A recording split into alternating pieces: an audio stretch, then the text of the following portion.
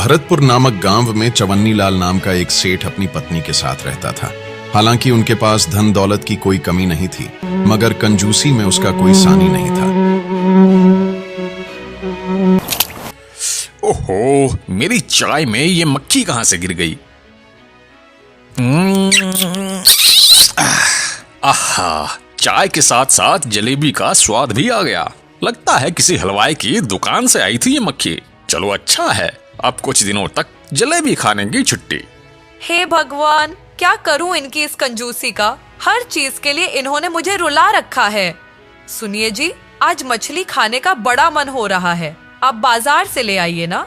पिछले 1 साल से आपको बोल रही हूँ और आप हैं कि बस टरकाए जा रहे हैं। कंजूस चवन्नी लाल ने सेठानी को बरगलाने की बहुत कोशिश की, पर सेठानी नहीं मानी और मछली खाने की जिद पर अड़ गई। थक हार कर सेठ चवन्नी लाल को मछली लेने बाजार जाना ही पड़ा। अरे भैया, मछली कितने की दी? यह मछली 100 रुपए की है सेठ जी। अरे यह तो बहुत ज्यादा है भाई। तुम तो बहुत ठग रहे हो यार। जहां से तुम लाते हो वहां इतने की थोड़ी ना मिलती होगी। मैं ठग रहा हूँ सेठ जी? जाओ तो फिर उससे खरीद लो जो थोक रेट पर बेचता है, उसके पास चले जाओ। अब कंजूस सेठ चवन्नी लाल थोक रेट की दुकान पर पहुंच गया और वहां दाम पूछने लगा। अरे भैया, ये मछली कितने की दी? यह मछली 80 रुपए की है सेठ जी। सेठ चवन्नी लाल को वो दाम फिर से बहुत ज्यादा लगा। ओहो, अरे भैया, ये तो बहुत महंगी है भाई। इतने की तो मैं नहीं लूंगा। वैसे भी जहां से तुम ये मछली लाते हो वहां इतने की थोड़ी ही मिलती होगी। हाँ भाई हाँ, क्यों नहीं। हम तो नदी से मछली लेकर आते हैं, वहां बिल्कुल मुफ्त मिलती है। जाओ और वहीं से जाकर ले लो।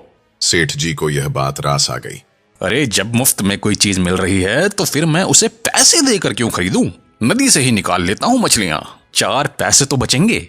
ये सोचकर सेठ चवन्नी लाल नदी की खोज में निकल पड़ा और आखिरकार कुछ दूर चलने के बाद उसे एक नदी मिली। आहा वाह, अरे मिल गई नदी।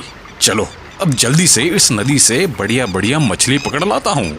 ये सोचकर सेठ चवन्नी लाल नदी में घुस गया और मछली पकड़ने के चक्कर में वो नदी में काफी गहराई तक पहुंच गया, जहां से बिना तैरे वापस आना संभव नहीं था। अब वह धीरे धीरे डूबने लगा। सेठ को याद आया कि उसे तो तैरना आता ही नहीं है। खुद को मौत के करीब जाते देख अब उसे भगवान याद आने लगे। उसने मन में मन्नत मांगनी शुरू कर दी। हे भगवान, मेरी जान बचा लो। भाड़ में गई ये मछलियां। अगर मैं इस नदी से बाहर निकल जाऊं तो मैं पूरे 101 ब्राह्मणों को भोजन खिलाऊंगा। मुझे बचा लीजिए प्रभु। मन्नत मांगने से उनके मन में एक आत्मबल आ गया और वह धीरे धीरे आंखें बंद करके हाथ पैर मारता हुआ उस जगह से थोड़ा ऊपर तक आ गया। आंख खोलकर उसने देखा तो उसे थोड़ा खुशी हुई, पर वो पछताने भी लगा। अरे यार, मैंने बिना मतलब के ही 101 ब्राह्मणों के लिए कह दिया। आधी दूर तो मैं आ ही गया हूँ, थोड़ा कम कर लेता हूँ। तब उसने भगवान से फिर से मन में मन्नत मांगी। हे प्रभु, पिछली वाली मन्नत में मैं थोड़ा जोश जोश में बोल गया था। 101 थोड़ा ज्यादा है। अगर मैं अब नदी से बाहर निकल जाऊं तो 51 ब्राह्मणों को भोजन अवश्य करवाऊंगा। थोड़ा साहस करके उसने फिर से तैरना शुरू किया तो थोड़ी दूर और आगे आ गया। अब सिर्फ चौथाई हिस्सा ही रह गया था। जब उन्होंने देखा कि अब नदी का सिर्फ चौथाई हिस्सा ही बचा है तो वह फिर बोल पड़ा। हे प्रभु, 51 ब्राह्मणों को थोड़ा कम कर लो। अगर मैं अब इस नदी से बाहर निकल जाऊंगा तो 11 ब्राह्मणों को भोजन कराऊंगा ही कराऊंगा। ऐसे ही करते करते वह नदी के किनारे पर पहुंच गया। अब पानी 2-3 फीट ही रह गया था। जान बचते ही उसके सुर और बदल गए। वह तेजी से बोल पड़ा। हे भगवान, 11 ब्राह्मण भी थोड़े ज्यादा ही हैं। मैं 11 न सही पर 1 ब्राह्मण को तो भोजन करा ही दूंगा, जरूर कराऊंगा। ऐसे करते करते चवन्नी लाल आखिरकार नदी से बाहर आ गया। बाहर निकलने के बाद सेठ ने सोचा, अब कह तो दिया है कि 1 ब्राह्मण को भोजन कराऊंगा, पर भोजन कराऊंगा कैसे? कहने को तो सेठ चवन्नी लाल ने कह दिया कि 1 ब्राह्मण को भोजन करा दूंगा, पर अपनी कंजूसी और पैसे बचाने के चक्कर में सेठ ऐसे ब्राह्मण की खोज में चल दिया जो बहुत कम खाता हो। कई जगह ढूंढने के बाद भी चवन्नी लाल को बहुत कम खाना खाने वाला ब्राह्मण कहीं नहीं मिला।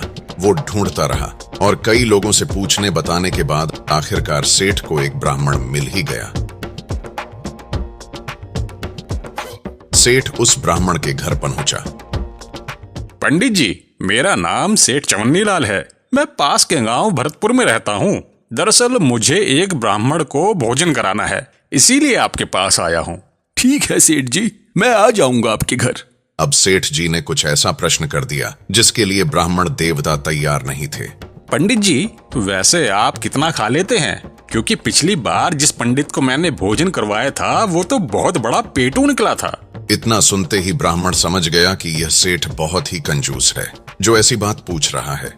अब सेठ कंजूस था तो ब्राह्मण बहुत चालाक था। उसे सेठ के प्रश्न पर क्रोध तो आया, पर उसे बिना जाहिर किए वह तुरंत बोल पड़े। सेठ जी, मैं पेटू नहीं हूँ, मैं तो मुश्किल से सिर्फ 2 पूरियां ही खा पाता हूँ। ये सुनकर सेठ की खुशी का कोई ठिकाना नहीं रहा। उसे लगा कि बस यही उचित ब्राह्मण है। तो ठीक है पंडित जी, आप मेरा निमंत्रण स्वीकार कीजिए। बस आप एक बात का ध्यान रखना कि मैं सुबह 9 बजे दुकान पर चला जाता हूँ, तो कल आप उससे पहले ही आकर भोजन ग्रहण कर लीजिएगा। पंडित राजी हो गया और सेठ भी प्रसन्न मन से अपने घर आ गया। अगली सुबह भोजन की सारी तैयारी करके सेठ चवन्नी लाल पंडित का इंतजार करने लगा। देखते ही देखते 9 बज गए, परंतु पंडित जी घर नहीं आए और धीरे धीरे 10 भी बज गए।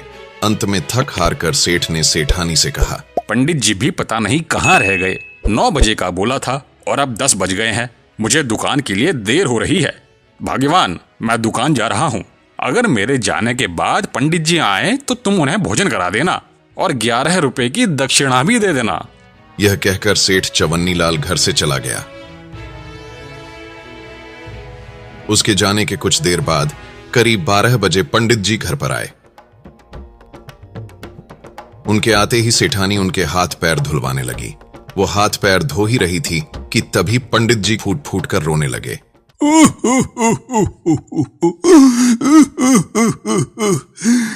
क्या हुआ पंडित जी, आप रो क्यों रहे हो? क्या बताऊं सेठानी जी, इस घर में तो मैं कई वर्षों पहले भी आया करता था, जब तुम्हारे सास ससुर जिंदा थे।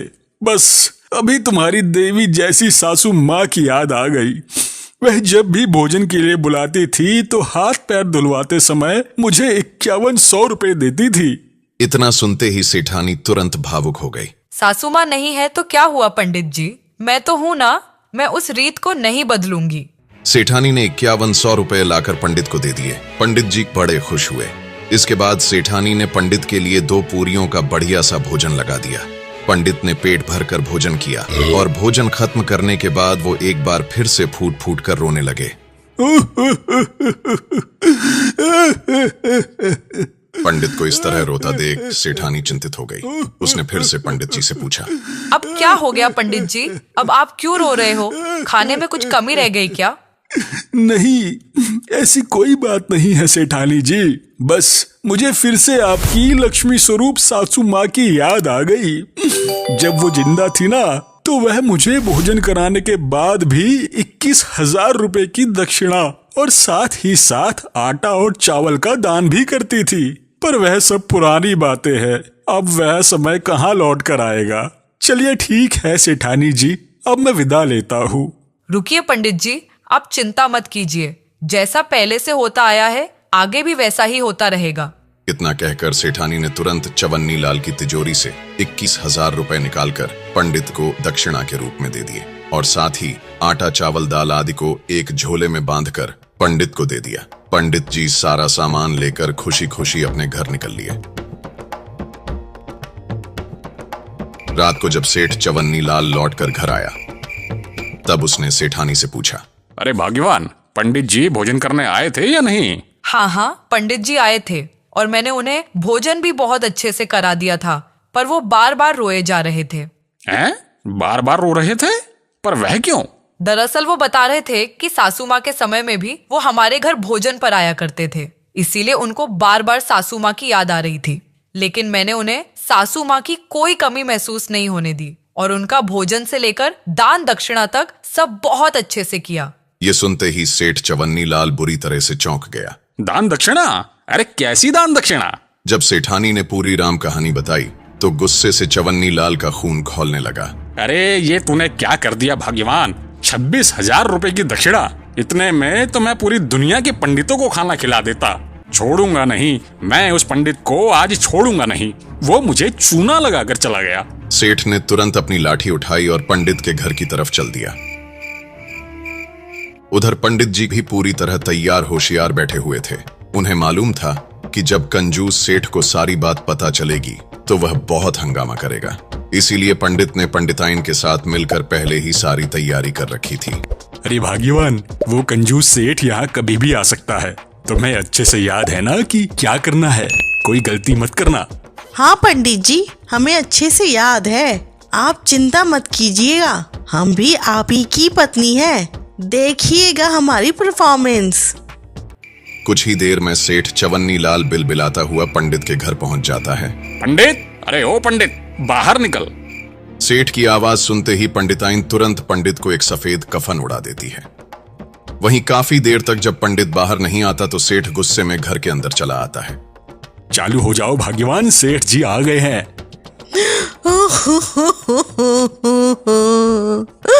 ए भगवान, पंडित जी हम सबको छोड़ के चले गए, अब हमारा क्या होगा? हमें भी साथ क्यों नहीं ले गए अपने? अरे इनको क्या हो गया?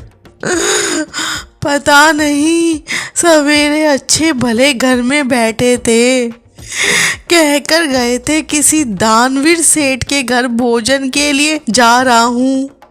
पता नहीं वहाँ इन्हें कौन सा जहर खिला दिया।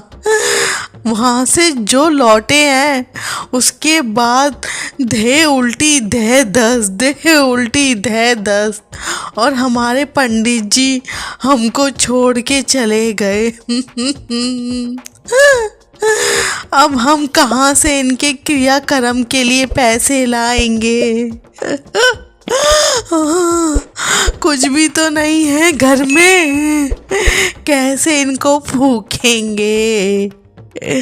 हे भगवान। इतना सब कुछ देखकर सेठ चवन्नी लाल बहुत घबरा गया।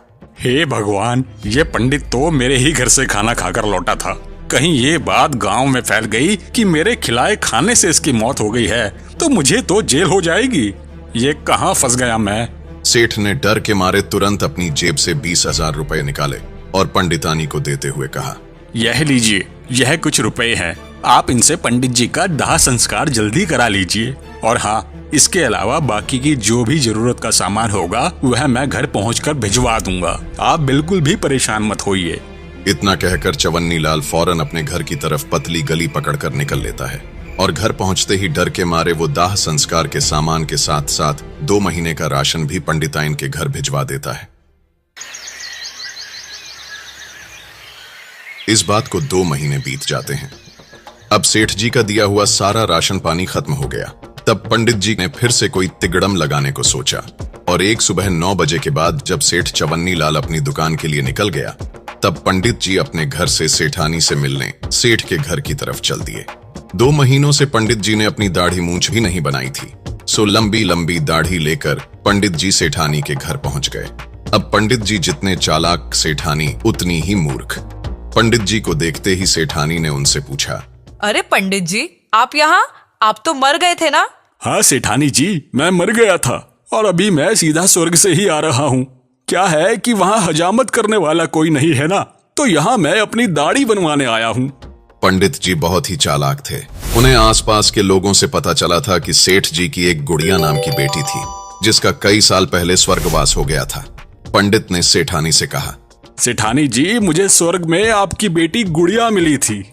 जब उसे पता चला कि मैं यहाँ आता जाता रहता हूँ तो वो मुझसे कहने लगी कि पंडित जी, आप मेरे घर पर भी चले जाना, मेरे माता पिता का हाल चाल ले आना और उन्हें मेरा समाचार भी दे देना।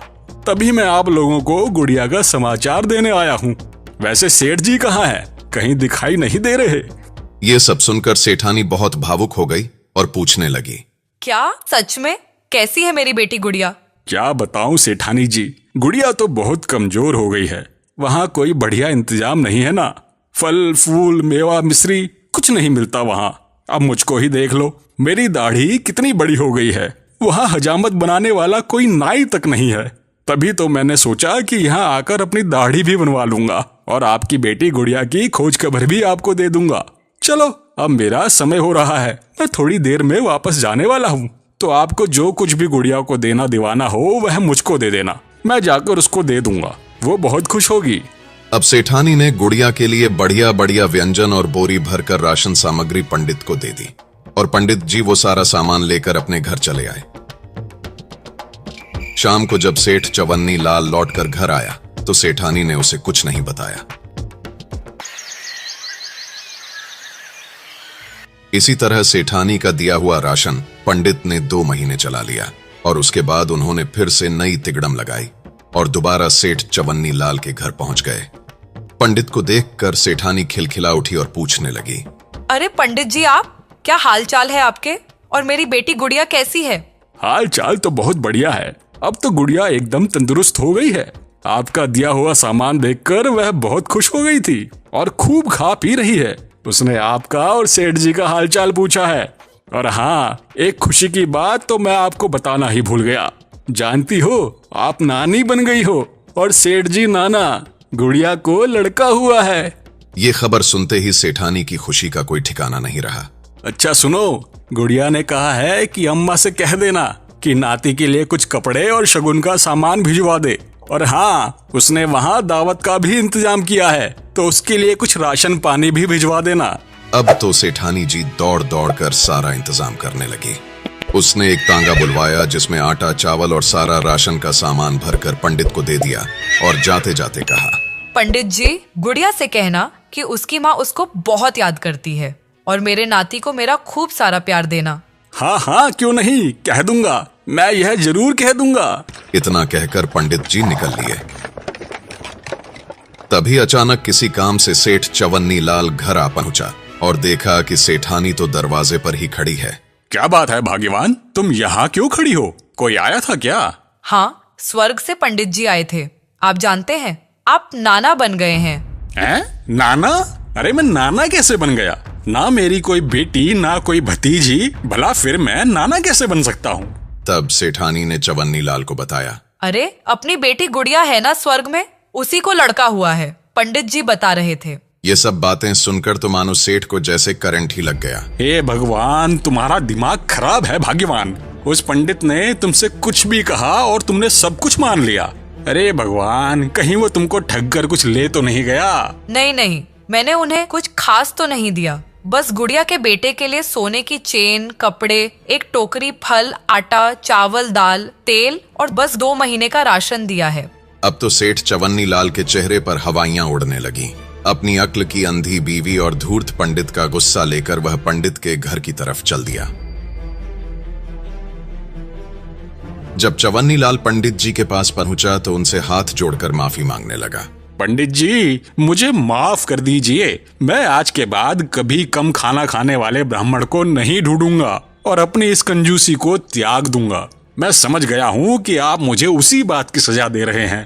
ठीक है सेठ जी, मैं आपको माफ करता हूँ, लेकिन आज से आपको हर महीने मंदिर जाकर वहाँ बैठे गरीबों और साधुओं को भोजन कराना होगा और साथ ही उन्हें 251 रुपए की दक्षिणा भी देनी होगी। मुझे स्वीकार है पंडित जी, मुझे माफ कर दीजिए। हर महीने गरीबों और साधुओं को दावत भी खिलाऊंगा और साथ ही साथ 251 रुपए की दक्षिणा भी दूंगा। पंडित ने सेठ चवन्नी लाल को माफ कर दिया और मुस्कुराते हुए बोले, जाओ, अब आप चैन से रहो। दोस्तों, कहानी अच्छी लगी तो लाइक जरूर करें और ऐसी ही मजेदार कहानियों के लिए इस चैनल को सब्सक्राइब करना बिल्कुल न भूलें। तो मिलते हैं एक और अनोखी कहानी में। तब तक स्वस्थ रहें, मुस्कुराते रहें।